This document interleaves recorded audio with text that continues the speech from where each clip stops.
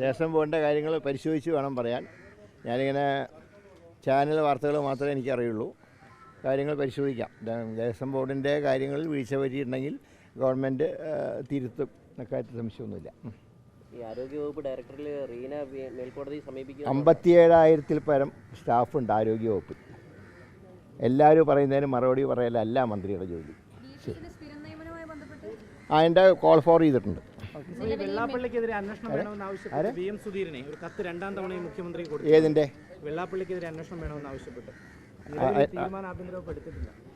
അത് വകുപ്പ് എടുക്കട്ടെ, വകുപ്പ് സ്വീകരിക്കണം. വേണമെന്നാണോ അങ്ങയുടെ അഭിപ്രായം?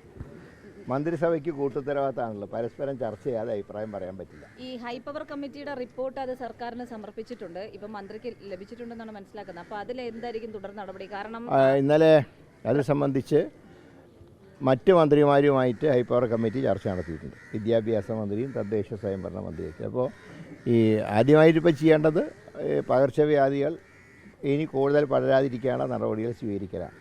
പ്രത്യേകിച്ച് ഇനി മഴക്കാലം വരാൻ പോവുകയാണ്.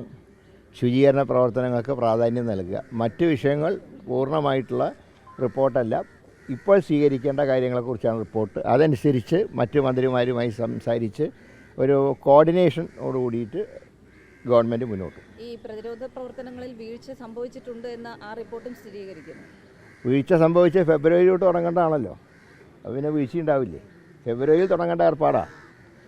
ഇതെല്ലാം കഴിഞ്ഞ് പറഞ്ഞതിന് ശേഷം എൻ്റെ കയ്യിൽ വകുപ്പ് കിട്ടുന്നത്. ഏതാ? എല്ലാ കാര്യങ്ങളെക്കുറിച്ചും ഇപ്പോൾ പ്രതിപാദിക്കേണ്ട ആവശ്യമില്ല. ഈ മദ്യനികുതിയിൽ